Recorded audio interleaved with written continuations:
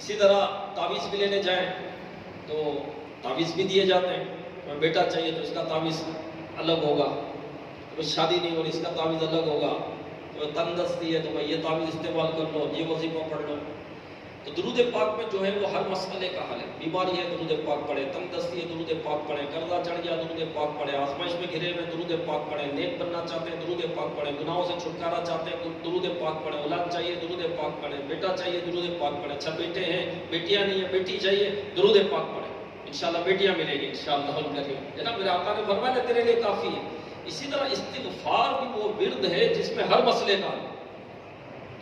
استغفار بھی وہ ورد ہے، وہ وظیفہ ہے جس میں ہر پریشانی، ہر غم، ہر مصیبت اور ہر مسئلے کا حل اسی میں موجود ہے. کیونکہ اللہ پاک فرما رہا ہے نا تو معافی مانگو، اللہ بڑا معاف فرمانے والا ہے. شراٹے کی موسلا دھار بارش بھیجے گا، اولاد اور مال کے ذریعے تمہاری مدد کرے گا. ہاں استغفار یہ وہ ورد ہے، وہ وظیفہ ہے کہ اس میں ہر مسئلے کا حل ہے. مسلمانوں کے دوسرے خلیفہ فاروق اعظم رضی اللہ تعالیٰ عنہ کے دور میں قحط سالی ہوئی، بارش کی شارٹیج ہو گئی تو فاروق اعظم رضی اللہ تعالیٰ عنہ نے سب کو ایک جگہ جمع کیا دعا کے لیے. جمع ہوتے نا، نماز پڑھیں گے دعا کریں گے تاکہ بارش برسے، تو آپ نے جمع کیا اور استغفار کیا. اب استغفر اللہ، استغفار، استغفر اللہ، استغفر اللہ، استغفر اللہ، استغفار کرتے رہے یہاں تک کہ بارش برسے. لوگوں نے عرض کی حضور دعا تو ہوئی نہیں، بارش برس گئی. تو میرے آقا فاروق اعظم رضی اللہ تعالیٰ عنہ نے یہی آیت مبارکہ پڑھی، استغفروا ربکم انہ کان غفارا یرسل السماء علیکم مدرارا. اپنے رب سے معافی مانگو، بے شک وہ بڑا معاف فرمانے والا ہے، تم پر شراٹے کا میہ موسلا دھار بارش بھیجے گا.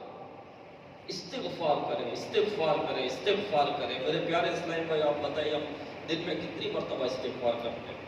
آپ بتائیں کتنی مرتبہ استغفار کرتے ہیں؟ استغفر اللہ کا ورد کتنا ہم کرتے ہیں؟ اللہ سے معافی کتنی مانگتے ہیں؟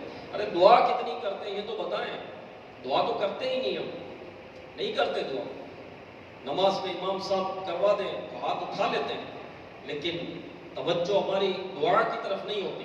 بس ایک مطلب کہ ایک روٹین وائز جو چیز چل رہی ہے تو چل رہی ہے. نماز پڑھنے کے بعد امام صاحب کو دعا کروا لیا، ہمیں ہاتھ اٹھا لینا ہے، سر کو جھکا لینا ہے، سمجھ آئے نہ آئے آمین کہاں بولنا ہے کہاں نہیں بولنا، نکل گیا آمین تو نکل گیا، نہیں نکلا تو نہیں نکلا. وہی سوچ میں پڑے نا دعا کے دوران بھی، نماز میں جو سوچے تھی یہاں سے نکلنا ہے وہاں جانا ہے، یہ کام کرنا ہے وہ کام کرنا ہے، اس سے بات کرنی ہے اس سے بات کرنی ہے، اس راستے سے نہیں نکلنا، وہاں وہ مقروض وہ قرض کھڑا ہوگا تو یہ قرض کا تقاضا کرے گا، راستہ بدل دینا ہے، وہاں سے نکلنا ہے، وہ بچوں کی امی نے یہ لانے کا کہا تھا وہ وہاں جانا ہے. یہ دعا ہو رہی ہے ہماری. مطلب ایک روٹین وائز جو کام چل رہا ہے تو چل رہا ہے. کون سی مطلب ہم توجہ کے ساتھ دعا کرتے ہیں کہ ہم مطلب اپنی توجہ دے کر آئیں دعا کی طرف. یہ کیا دعا ہو رہی ہے؟ امام صاحب کیا کہہ رہے ہیں؟ عربی میں کہہ رہے ہیں، مجھے سمجھ نہیں آ رہا. تو میں سمجھ لو جو دعا ہو رہی ہے، ربنا آتنا فی الدنیا حسنۃ وفی الآخرۃ حسنۃ وقنا عذاب النار. کیا معنی ہے اس کا؟ پتہ نہیں ہے، سیکھ لو، معلوم کر لو، پتہ کر لو. اللہم اعنا علی ذکرک و شکرک و حسن عبادتک. کیا معنی ہے اس کا؟ پتہ نہیں، سیکھ لو نا. پتہ نہیں ہے تو معلوم کر لو، معلوم کر لو. کیا پرابلم ہے؟ معلوم کریں. اللہم ربنا هب لنا من ازواجنا وذریاتنا قرۃ اعین واجعلنا للمتقین اماما. کیا معنی ہے اس کا؟ نہیں پتا، سیکھو. نہیں پتا تو معلوم کر لو. دعا میں آمین کہنے کا بھی مزہ آئے گا، دعا میں آمین کہنے کا بھی مزہ آئے گا. پھر نماز کے بعد خود بھی تو ہاتھ اٹھا لیں. نماز مکمل ہونے کے بعد بھی کتنی دعا کرتے ہیں. ہاتھ اٹھا بھی لیا، اگر اٹھا بھی لیا تو کیا مانگا تم نے؟ کیا فارمیلٹی پوری کی آپ نے؟ ایک رسم ادا کیا آپ نے؟ تو کیا دعا رسم کے لیے، فارمیلٹی کے لیے؟ نہیں. دعا مانگے اللہ کی بارگاہ میں، سر جھکائے، آنکھیں بند کرے. کس بارگاہ میں تم نے ہاتھ اٹھائے ہوئے بھائی؟ کہاں تم نے ہاتھ اٹھائے ہوئے؟ کس بارگاہ میں تم نے ہاتھ اٹھائے؟ ذرا غور تو کرو. کس سے مانگ رہے ہو؟ کس سے مانگ رہے ہو؟ اس سے مانگ رہے ہو جو فرماتا ہے مجھ سے مانگو میں دوں گا. اور یہ وہ فرما رہا ہے جس کے خزانوں میں کوئی کمی نہیں، کوئی کمی نہیں ہے جس کے خزانوں میں. میرے پیارے اسلامی، مانگے تو صحیح دعا، مانگے تو صحیح.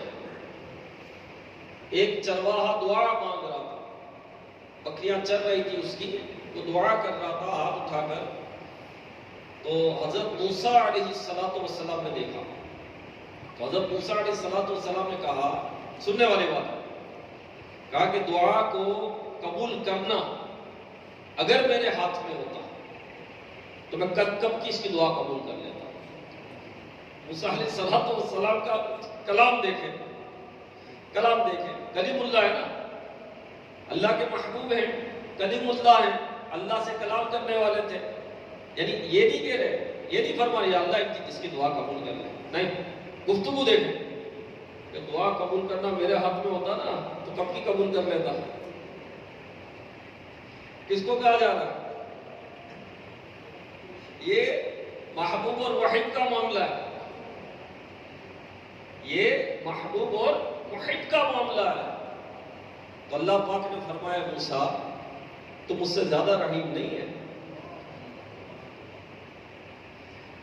کیا فرمایا؟ اے موسیٰ تو مجھ سے زیادہ رحیم نہیں ہے. یہ دعا تو مجھ سے مانگ رہا ہے، اس کا دل بکریوں میں پڑا ہوا ہے. اس کو کہو کہ دل بکریوں سے نکالے، پھر اس کی دعا قبول ہو. حضرت موسیٰ علیہ السلام نے اس سے کہا اللہ کے بندے تو اور سے کر رہا ہے بکریوں میں دل پڑا ہوا ہے تیرا. ارے دل تو یا لا. او بولا بات تو صحیح ہے، دل تو بکریوں میں پڑا ہوا ہے میرا، ہاتھ تو اٹھائے میں. پھر وہ اپنا دل اس نے بکریوں سے نکالا، رب کی بارگاہ میں آیا، اس کی دعا قبول ہوئی، اس کی دعا قبول ہوئی. تو دل تو لاؤ، خشوع کہاں ہے، خضوع کہاں ہے؟ دل کہیں پڑا ہوا ہے. دعا یہاں مانگ رہے ہو، ہاتھ یہاں اٹھائے ہوئے ہیں، دل کہیں پڑا ہوا ہے. ایک بادشاہ ایک مزار پر حاضر ہوا تو باہر ایک نابینا بیٹھا ہوا تھا اور کہہ رہا تھا صاحب مزار سے کہ اتنے ٹائم سے آ رہا ہوں، نابینا ہوں، آنکھیں نہیں ہیں، اب آنکھیں دے دو. اتنے ٹائم سے آ رہا ہوں آپ کے پاس، آنکھیں نہیں دے رہے، آپ آنکھیں دے دو. بادشاہ نے جب دیکھا تو کہا میں حاضری دینے جا رہا ہوں اندر.